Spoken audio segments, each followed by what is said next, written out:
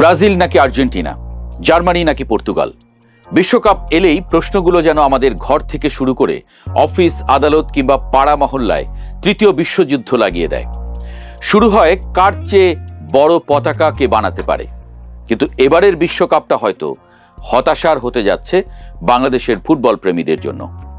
ম্যাচের সময় টিভি খুলে রিমোট চালাচালি করে দেখতে নাও পেতে পারেন বিশ্বকাপের কোনো ম্যাচ, কারণ বাংলাদেশের কোনো চ্যানেলই বিশ্বকাপের সম্প্রচার রাইট কিনতে পারেনি। আজ আমরা ব্যাখ্যা করব কিভাবে ফুটবলের সবচেয়ে বড় উৎসব থেকে বাদ পড়ে যাওয়ার মুখে পড়েছে 17 কোটি মানুষের বাংলাদেশ, কে দায়ী এর জন্য, আর কি হতে পারে শেষ পর্যন্ত। আগে একটু পেছনে ফিরি। 2022 সালের কাতার বিশ্বকাপ মনে আছে? সেবার টেরিস্টেরিয়াল রাইটস কিনেছিল বিটিভি, টি স্পোর্টস আর জিটিভি কিনেছিল স্যাটেলাইট রাইটস, আর টফি কিনেছিল ডিজিটাল স্ট্রিমিং। 64টা ম্যাচ, সবগুলোর সরাসরি সম্প্রচার দেখেছে দেশের কোটি কোটি ফুটবল প্রেমীরা। বিটিভির সেই রাইটস কিনতে খরচ হয়েছিল 98 কোটি টাকা। আর 2018 সাল বিটিভি রাইট পেয়েছিল বিনামূল্যে, মানে সম্পূর্ণ ফ্রিতে। শুধু বিজ্ঞাপন থেকে আয় হয়েছিল 1.5 কোটি টাকা। তাহলে এবার হঠাৎ কি হলো যে 200 কোটি টাকার দাবি উঠে এলো? দ্য ভিলেন, এই পুরো গল্পের কেন্দ্রে একটা নাম, স্প্রিংবক প্রাইভেট লিমিটেড। সিঙ্গাপুর ভিত্তিক এই কোম্পানি ফিফার কাছ থেকে বাংলাদেশ সহ দক্ষিণ এশিয়ার কিছু দেশের মিডিয়া রাইটস কিনে রেখেছে। এরপর তারা বাংলাদেশের চ্যানেলগুলোকে সেটা সাব লাইসেন্স দেওয়ার প্রস্তাব দিচ্ছে। দাম কত চাইছে? বিটিভিকে পাঠানো প্রস্তাব অনুযায়ী মূল দাম 151 কোটি টাকা, আর ট্যাক্স ভ্যাট যোগ করলে মোট দাঁড়ায় প্রায় 200 কোটি টাকা। বিটিভির একজন সিনিয়র কর্মকর্তা নাম প্রকাশ না করে বলেছেন, বিটিভির বার্ষিক বাজেটই হলো মাত্র 3 কোটি টাকা। সম্প্রচার সত্ত্বেই যদি 200 কোটি টাকা খরচ হয়, তাহলে চ্যানেল চলবে কিভাবে? একটু থামুন। বিটিভির মোট বার্ষিক বাজেট যদি হয় 3 কোটি টাকা আর স্প্রিংবক চাইছে 200 কোটি টাকা, মানে বিটিভির প্রায় 66 বছরের বাজেটের সমান। এটা কি দাবি নাকি রসিকতা?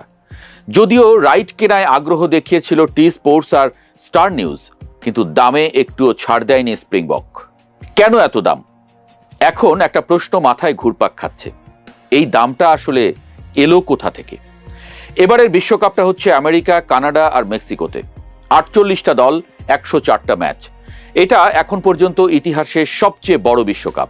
এই পুরো টুর্নামেন্ট সাইকেলে সম্প্রচার সত্ত্ব থেকে প্রায় $4 বিলিয়ন আয় করতে চাইছে ফিফা। কিন্তু সমস্যা হলো টাইম জোন। আমেরিকায় যখন বিকেলে ম্যাচ হচ্ছে, বাংলাদেশে তখন রাত 1টা থেকে ভোর 5টা। 104টা ম্যাচের মধ্যে 52টা ম্যাচ শেষ হবে রাত 4টার আগে, আর বাকি 52টা শুরু হবে 4টার পরে। রাত 3টায় ম্যাচ দেখার জন্য বিজ্ঞাপন দাতারা কি টাকা ঢালবে? দর্শক কি থাকবে? এই হিসাবটা কোনো চ্যানেলের মাথাতেই মেলে না। শুধুই কি বাংলাদেশ? এখন অনেকে ভাবতে পারেন, এটা কি শুধু বাংলাদেশের সমস্যা? না, এই সমস্যা আরো অনেক বড়। ভারতে জিও স্টার অফার করেছে $2 কোটি, ফিফা চাইছে কমপক্ষে $3.5 কোটি। দুই পক্ষ রাজি হচ্ছে না, সনি আগ্রহই দেখায়নি। চীনের সিসিটিভি থেকে ফিফা চেয়েছিল $25 কোটি, পরে কমিয়েছে, তবুও কোনো ডিল হয়নি। পাকিস্তান ও মিয়ানমারেও একই অবস্থা। মানে বাংলাদেশ, ভারত, চীন, পাকিস্তান এই দেশগুলোর মোট জনসংখ্যা পৃথিবীর মোট জনসংখ্যার প্রায় 40%। আর এই 40% মানুষ এখনো জানে না বিশ্বকাপ দেখতে পারবে কিনা। 2025 সালের সেপ্টেম্বরে ফিফার টেন্ডার প্রক্রিয়ায় অংশ নেয়নি বাংলাদেশ সরকার আর বিটিভি। বিটিভির একজন কর্মকর্তা স্বীকার করেছেন যে তারা যদি সেই টেন্ডারে অংশ নিত, তাহলে হয়তো অনেক কম দামে রাইটস পেতে পারত। মানে একটা সুযোগ ছিল, আর সেই সুযোগ হাতছাড়া হয়েছে শুধু সময় মতো সিদ্ধান্ত না নেওয়ার কারণে। যদিও বিটিভি এরপর 2018 সালের মতো ফ্রি ফিড দিতে সরাসরি ফিফাকে অনুরোধ জানিয়েছিল, তবে এখন পর্যন্ত ফিফার তরফ থেকে কোনো জবাব আসেনি। ডিল না হলে কি হবে? ধরুন শেষ পর্যন্ত কোনো ডিলই হলো না, তাহলে কি হবে? টি স্পোর্টস একটা সাব লাইসেন্স ব্যবস্থায় চুক্তি করতে পারে বলে সূত্র জানিয়েছে, তবে সেটা এখনো নিশ্চিত নয়। আর যদি সত্যিই কোনো ডিল না হয়, তাহলে ফিফা প্লাস প্ল্যাটফর্ম হয়তো লাইভ স্ট্রিমিং দিতে পারে, কিন্তু সেটা দেখা যাবে শুধুই ইন্টারনেটে, যা সবার কাছে সহজলভ্য নয়।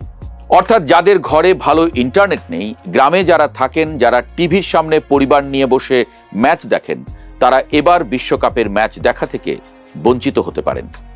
প্রতি 4 বছর পর পর বাংলাদেশ 2 ভাগ হয়ে যায়, ব্রাজিল আর আর্জেন্টিনা নিয়ে। পাড়ার দোকানে রাত জেগে চায়ের কাপ হাতে ম্যাচ দেখা, ছাদে পতাকা টানিয়ে বিশ্বকাপের উত্তেজনায় চিৎকার করা, এই সংস্কৃতিটাই এবার হুমকিতে পড়েছে। কারণ শুধু একটাই, সিঙ্গাপুরের কোম্পানি 200 কোটি টাকা চাইছে, আর সরকার সময় মতো টেন্ডারে অংশ নেয়নি। বিশ্বকাপ শুরু হতে আর 1 মাস সময়ও বাকি নেই। এই ভিডিও ভালো লাগলে আপনার পরিচিত যে ফুটবল প্রেমীরা আছেন তাদের সঙ্গে শেয়ার করুন। দেখা হবে নতুন কোনো পর্বে।